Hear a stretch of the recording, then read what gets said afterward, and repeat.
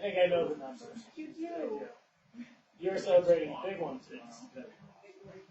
I'm going to say, call the village council order and stand for the flag.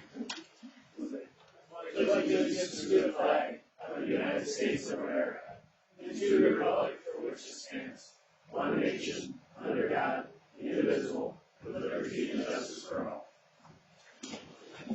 Roll call, please. Vici. Here. Winslow. Here. Marner. Here. Toma. Here. Navarre. Here. Hoover. Here. I just have a brief statement. With the relief tenants closing, we are going to be losing a pretty good chunk of our revenue, so we'll probably need to discuss it. Did you say the relief? And relief tenants. Unless dispensary. Unless they, sell to somebody else, which I think is unlikely. Quite a we'll start thinking about. Next, we need approval of the agenda. So moved. Support. Motion's been made and supported. All those in favor signify by saying aye. Aye. Opposed? Next up, we have public statement regarding current agenda items only. And next, we have consent agenda. So moved. Support. Motion's been made and supported to approve the consent agenda. All those in favor signify by saying aye. Aye. Opposed? Carried. No unfinished business. Moving on to the new business. No items for introduction and discussion. Items for action. Kappa is requesting the use of Showboat Park for Shakespeare in the Park on August 10th. They've done this every year or some variation thereof. I messed that up. It's August 7th to the 10th. Sorry. I put 25 at the end of that percentage. I don't know why I did that, but the actual date's August 7th through the 10th. Brett couldn't be here tonight, Brett Russell. He's been doing auditions for something tonight at Kappa. So they're doing Taming of the Shrew. They've done this every year. And they'll use the park again to do more Shakespeare in the Park. Motion to allow Kappa to use Showboat Park for Shakespeare August 7th through the 10th. Support. Motion's been made and supported. All those in favor signify by saying aye. Aye. Opposed? Carried. Next up, Brett Russell is requesting the use of Chapman Street for the weekly farmers market July 19th through August 11th. Events on Broad Street and been using it for the past several years for the farmers market. They'd like to continue to do that on Saturdays. How many years have we had? Over 10. I would bet around 10. Motion to allow Brett Russell to use Chapman Street for weekly farmers market starting July 19th and October 11th. Second. Motion been made and supported. All those in favor, signify by saying aye. Aye. Opposed? Carried. Next, we have the resolution for purchase of 605 West Broad Street. This is a heritage house on East Jones property. We had already voted to acquire that property, but we need to fix that satisfactory. There's a resolution. Yeah. Oh, 2025. We do not. Okay. Need a motion to accept the resolution. Motion. Support. Motion's been made and supported to accept the resolution for purchase of 605 West Broad Street in the adjacent lot. All those in favor, signify by saying yeah. Yes. Opposed?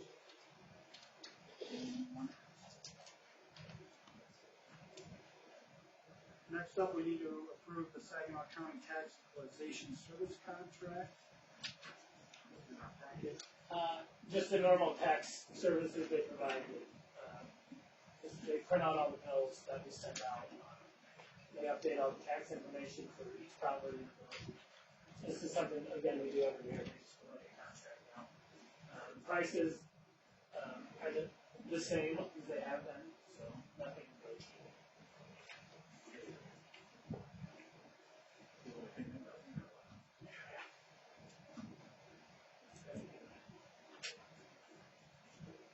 Motion to approve the Saginaw County Tax Equalization Service Contract. Motion's been made and supported. All those in favor, signify by saying aye. Aye. Opposed? Carried. up, review changes order to existing kayak service contract. Until we knew the scope of the kayak launch, or it's a landing, I guess we'll call it, we could not really have a construction engineering contract. We had one for pre-construction, so all the permitting and things like that. And this is to do the construction engineering contract with OHM. They're doing a change order to the original contract rather than do a new contract, but that's what it's in.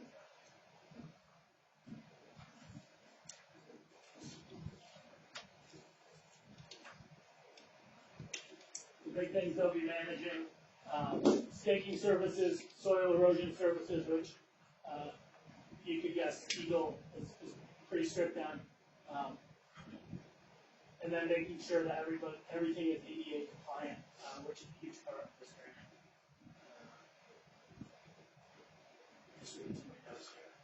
And those are the big services included in that.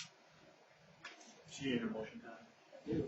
Motion to accept the OHM change order to the existing kayak launch service contract. Second. Motion's been made and supported, all those in favor, signify by saying aye. Aye. Opposed? Motion carried. Just to clarify, this will go nowhere unless the township also agrees. Township, and they have agreed. All right, next up is review winning bid for kayak launch project.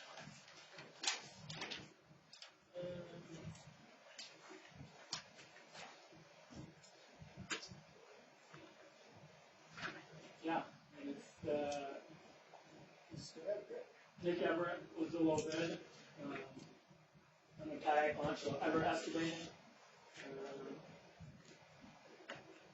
The total for the two projects together was $217,900 for our, the two different, we have different halves, so.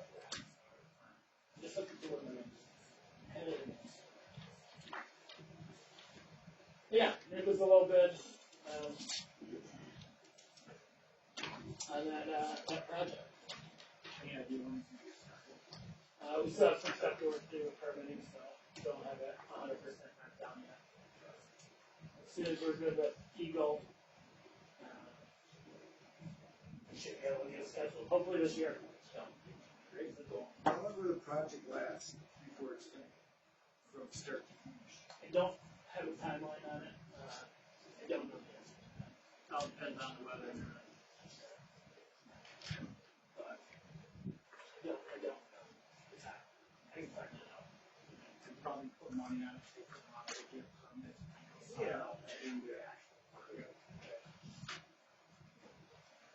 We have to accept its motion to accept Everett Excavating LLC bid for the kayak launch project. Motion's been made and supported, all those in favor, signify by saying aye. Aye. Opposed? Next up is committee reports, infrastructure. No meeting. You sure? You Last mean- time you said that, you got yup. Don't worry, I can think about that for a second too. Finance and admin. Public safety, PDA, We had a meeting last Wednesday and pay bills, talked about banners.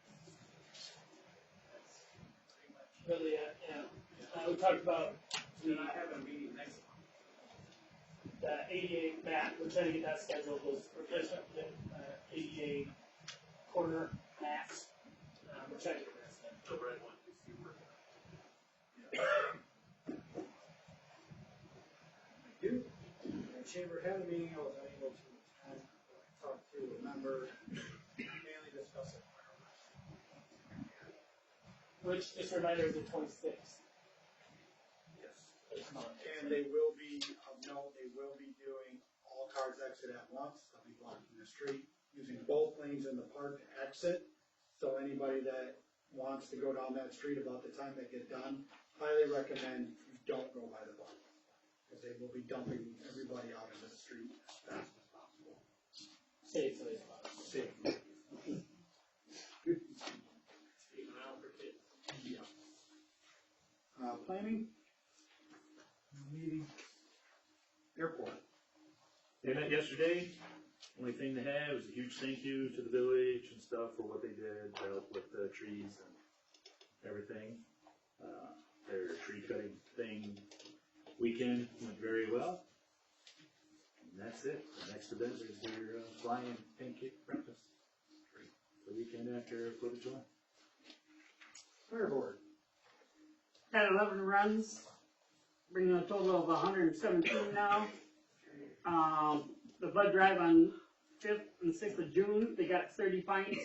5 of them was double reds, whatever that meant. They said it takes longer to get that.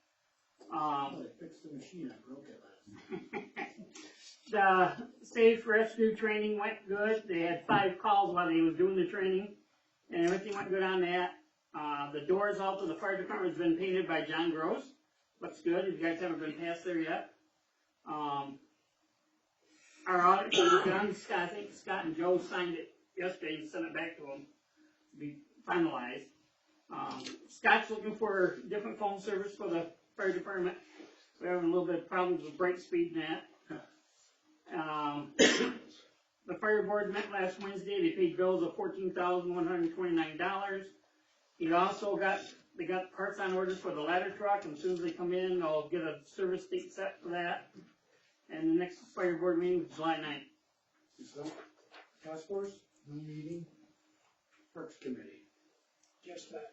Hey, we just had a meeting. Just looking at some planning for campground improvements possibly next year or the year after. Throwing out ideas at this point. We'll try to get ready for next year. I think that was really it. Because we'll have a new kayak launch for people to show up. Can't wait. All right, at this time, we'll open the floor to public statement on any topic, limited to 3 minutes. Frank Kukus.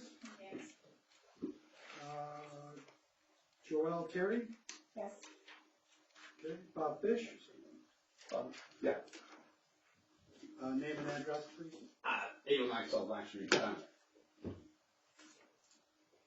Excuse me? Oh, 809 South Line Street. Yep. Here's my, yeah. Real quick, sorry Bob.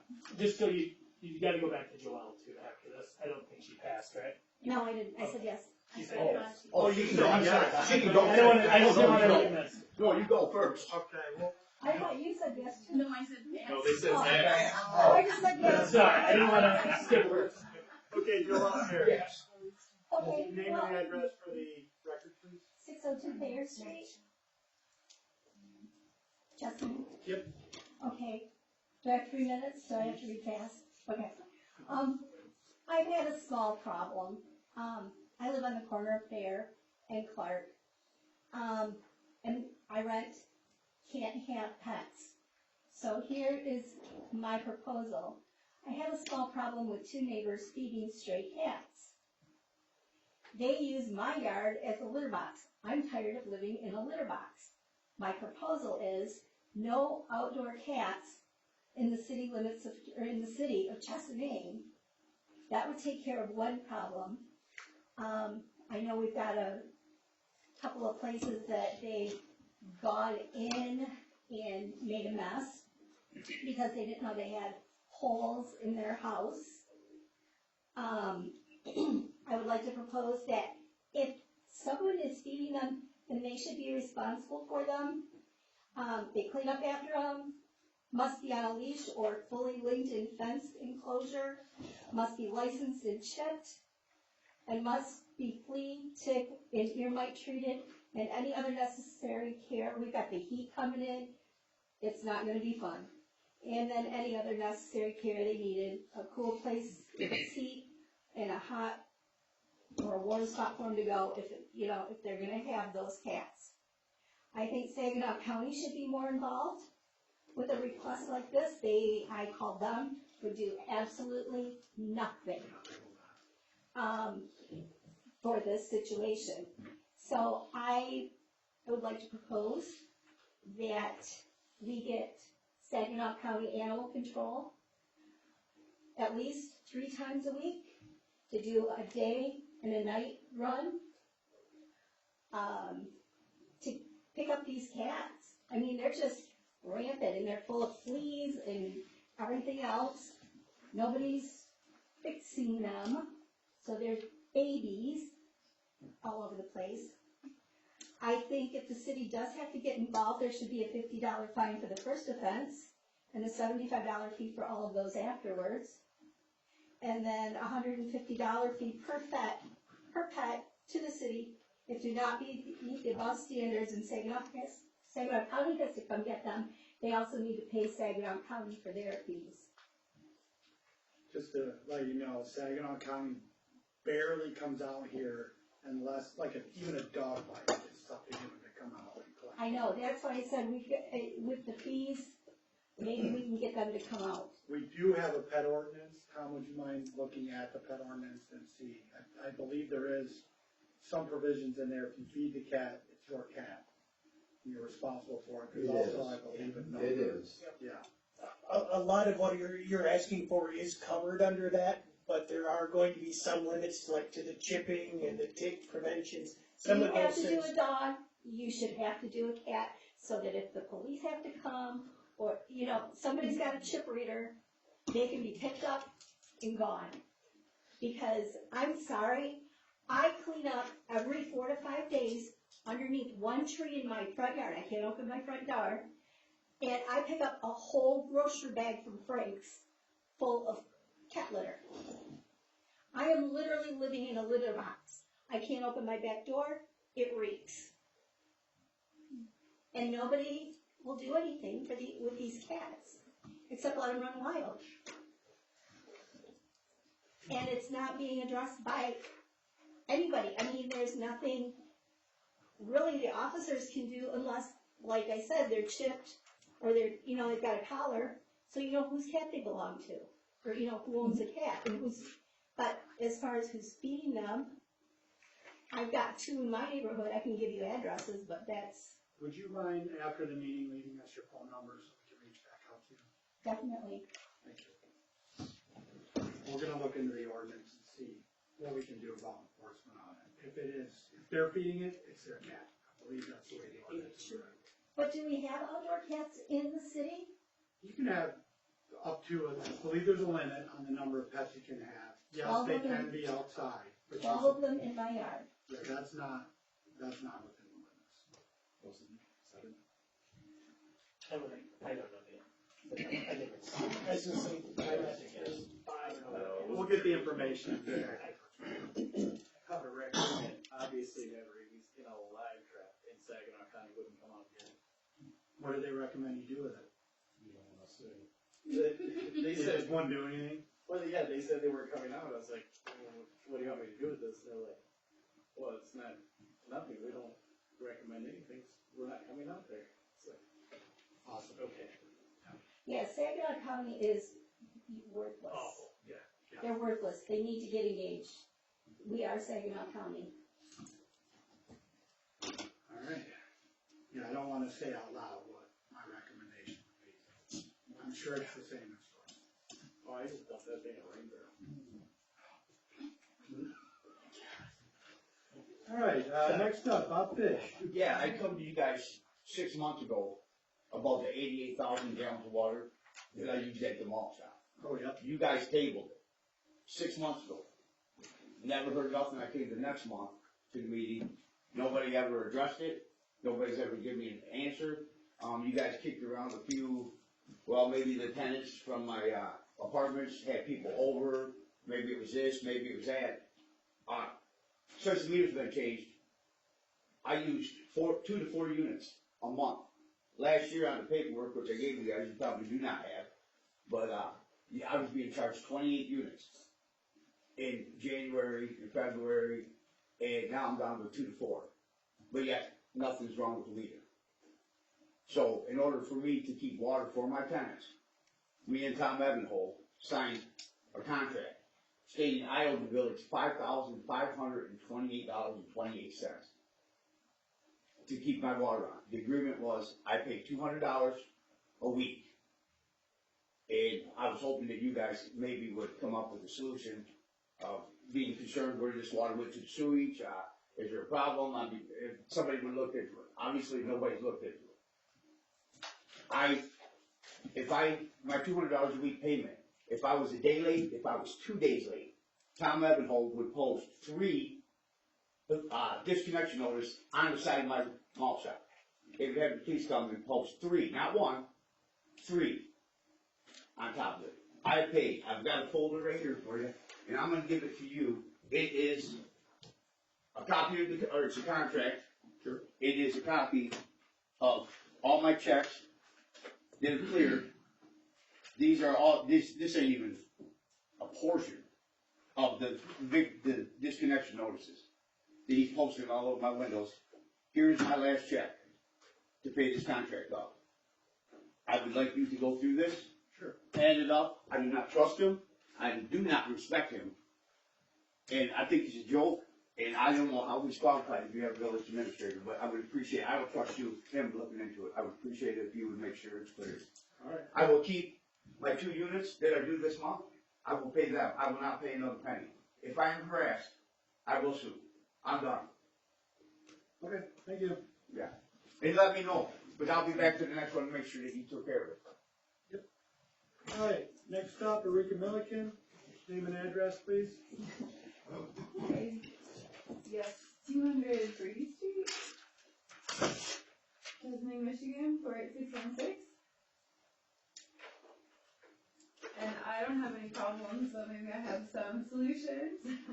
I think you guys are all doing a great job maintaining this village. It's looking beautiful, the parks are amazing, the nature is thriving. I just want to put 2 things on your radar.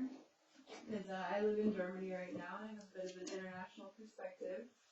The first one is the advent of artificial intelligence. Like, I think this community's been pretty close to the auto industry changes that had a lot of people losing their jobs, and so I think it's important to just like get ready for what's coming with AI.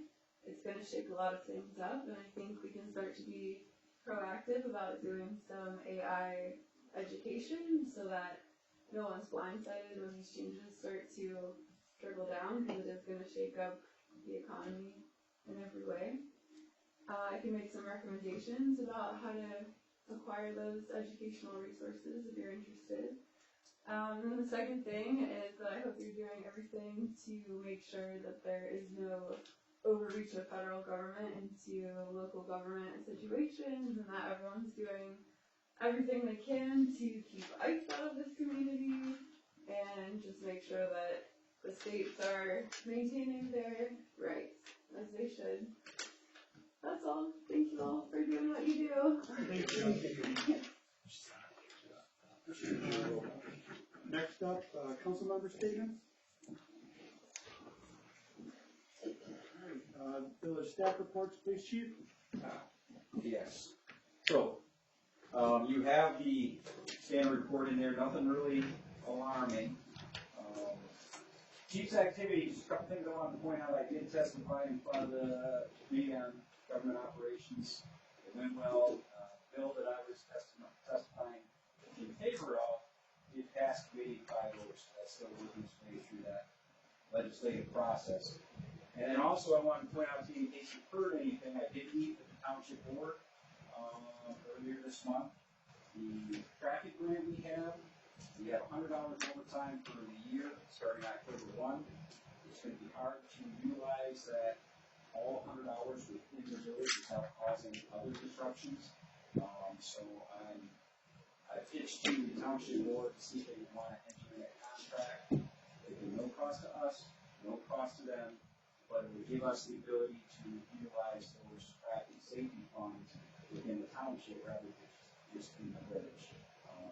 They tabled it for that meeting. We're going to bring it up for more discussion in the July meeting, and I'll be there again to answer the questions they have. But again, it's a net zero for everybody involved. That money's coming from the state of Michigan, and I would just rather our officers are able to kind of scrub their legs a little bit and use that money a little more efficiently. And then also, you have in your packets the micro reports. I went all the way back to 2021. Because if you notice in my activity there, we did finally clear all the micro groups. We are now, as required to by law, reporting our crime stats to Lansing. So I get to see them now. since they're going in. So I just put together, it's like 45 minutes. So it's not very long. I do have a PowerPoint. I'm just going to point out a couple things that I found as I was going through the micro reports that you folks have. So if you want to look back at the entire calendar year for 2021, just a couple things I want to point out. This is just page one. This isn't all the pages. But the things I want to point out is some of the clearance rates. As I go forward, continuing to build what I want to build here, clearance rate is my most important number. I don't care how many crimes we have, but when we show up and investigate a crime, my goal is that someone goes to jail that's responsible for that crime. So I'm going to be very keen on the clearance rates. So if you look at our non-aggravated assaults in 2021, the clearance rate on that is 29%. That jumps off the page to me. We do not have a roving band of crazy people running around just punching people and running away here in Chesapeake, right? If you are assaulted, you likely knew who assaulted you. Those are actually relatively easy crimes to prove and to charge someone and arrest them. The fact that we only had 29% clearance rate in them is alarming. Yes. Can you define clearance rate? Oh, I'm sorry. So, if a crime is committed, it is our job to find out who committed that crime and have enough provable evidence that we can present back to the prosecutor, get them charged, get them arrested, and then whatever happens on the back end will be reported that as a crime. But if you assault me and we arrest you, that's one assault recorded, and my clearance rate is 100% for the rest. So upon arresting the suspect, that is clear. The arrest properly closes that investigation once that arrest is made. Sometimes it's made on the spot. A lot of domestic assaults should go that way. I don't think they always have them. That arrest is made at that time, and that person goes to jail. And then whether the prosecutor charges them or not on the road, that's their decision. But that's still proper closure by arrest. Some of these are done through an investigation. We put all that together, we send it to the prosecutor. They issue a warrant for that person's arrest, and we later arrest them. That's also a proper closure. So if you look at, again, for 2021, just on the line item 1301, that's our file class for non-aggravated assaults, we only had a 29% closure rate. The other interesting thing is that for that calendar year, 2021, we had 8 assaults reported here in Chesapeake. The previous year, there was only 4. And I don't believe our assaults doubled in 2021 versus 2020. I just feel like there wasn't proper bookkeeping going on back then. That could be a part of the problem for our lower clearance rate. There are other issues, but I think the primary one is just how we're reporting to Lansing. So overall, for all reportable crimes, so not every crime that occurred in Chesapeake, but all the reportable ones. And then reportable ones are your most serious ones. Your assaults, your larcenies, your breaking and enters, things like that. Those are reportable crimes. We had a grand total in 2021 of 23% clearance rate. Now again, I wasn't here. I can't tell you for sure. But my speculation is 2 things going on. People weren't putting the due diligence effort into solving crimes that they should have, and they weren't reporting properly to Lansing at that time. Just from talking to people and knowing people that were around and things like that, my suspicion is we were trying to turn certain things, complaints that aren't necessarily criminal, into criminal ones to look like they're busier. But on the back end of it, they're not looking very good because that makes if no crime was committed, you will never arrest somebody for that crime. So it drops your clearance rate. So now if we look ahead, just current year, from January 1 until, as we stand here today, actually last week, we'll look at our aggravated felonious assaults. We're at 100% clearance on that, right? We've only taken 2, but we made proper arrests on both of them, whether through investigation and a warrant or on-the-spot arrest. So that's my goal. Assault crimes, you should be hovering 90 to 100%, right? There are times where no arrest is made because the person decided, you know what, we're friends, we had a bad night, he assaulted me, I don't want anything to do about it. But there's a mechanism for that, and we can change that to an exceptional clearance. So it doesn't look like we didn't do our job, they just decided they didn't want to help with the prosecution of said. The other thing is the previous, if you look last year, from January 1 of 2024 to June 9th of 2024, just that same roughly 6-month period, they reported 8 felonious assaults in Chestnut in that time. Remarkably hard to do. So again, I think they were, in their minds, I think they were trying to bolster to make it look like there was more crime and we needed more things here. And that's just not the case. So going forward, I have had micro training, both with the state police, and I went to another class in Midland last month to make sure that we're reporting our crimes properly. And Michigan bases their reporting off what the federal standards are. So we're trying to apply that so we can look at it and know exactly what's going on here in Chestnut and decide what our crime issues are and things like that. And so currently, right now, if you look at all reportable crimes that have occurred in 2025, we now have 58% clearance rate.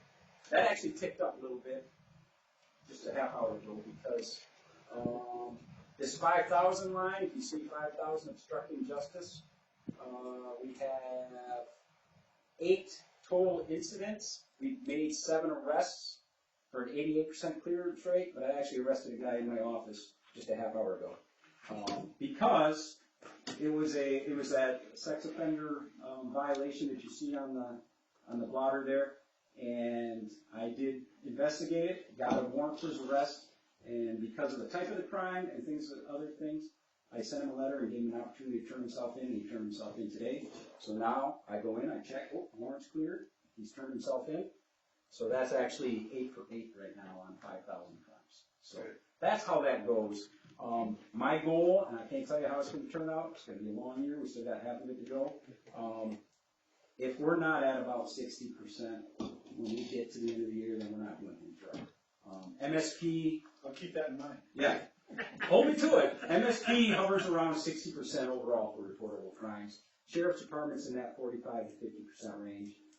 There are certain agencies within this county that are sub 20%, which is unacceptable as well. But my goal is to keep it somewhere around that 50 to 60% range as we go forward. I heard 60. You want to go to 65? Chief, Yes, sir. before you're done, I had questions about the article and the money that we received from the state. There is no quota, correct? There is no quota, so It is illegal, if I'm correct. Hey, what's that? It is illegal to set quotas, is it not? I don't know if it's illegal, it's certainly not moral. And it hasn't helped law enforcement. When quotas were set back in the 70s and 80s, it wasn't helpful, right? Because when a guy's under the gun to write a certain number of tickets, then you're removing discretion from that officer. And I want my officers to have full discretion, right? They're talking to that person. They're deciding, is this worth the citation, or will a verbal warning accomplish the same goal? And I never want to remove that discretion from any of my officers. There is no quota. The way them things are structured, and I've worked them for 28 years, right? I've always used that over time as a trooper and a sergeant. And what they're going to look at is contacts per hour, right?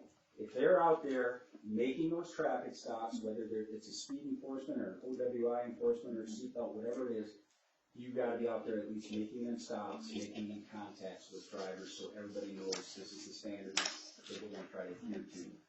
So they look for about 2.5 contacts per hour, which isn't a high bar, right? You can make 10, 15 stops in an hour. I can in the right place. I-75 is really good to me. But 2.5 contacts per hour. OHSP would rather you never arrest a drunk driver because then the problem's solved, right? But that's not going to happen, right? That's why we have to go out and we have to arrest enough of them that the rest of the general public gets the idea that it could happen to them and they will change their behavior. That's the entire idea of it all. And that's the same for the speed enforcement that's involved in that grant, as well as the seatbelt and the distracted driving. We only need to make sure we get a hold of these people and let them know this is unacceptable behavior, and it could cost them in the end. So they don't care how many tickets we write, as long as we're out making stops and getting the word out. I'm particularly interested in the distracted driving. Yeah. I see a lot of people on their phones, and I always want to swerve at them. My wheels are turning right now. I'm looking, just from what I've seen work in the past, what I feel might work. I might put together, once that money releases, and we get into that week, to where they're saying, okay, this week you have to do distracted, some creative ways to do that. Because it's hard to do it in a fully marked patrol car, because they see you and they put their phone or they hide it. But when I'm driving around in my pickup truck, this is what I see everywhere, right? Yeah. I rarely have ever seen that when I'm sitting in a fully marked patrol car. So we might do a few creative things. Even if it's not coming back with a stack of tickets, but if we stop 5 people in 4 or 5 hours and explain Words to are gonna them, get out.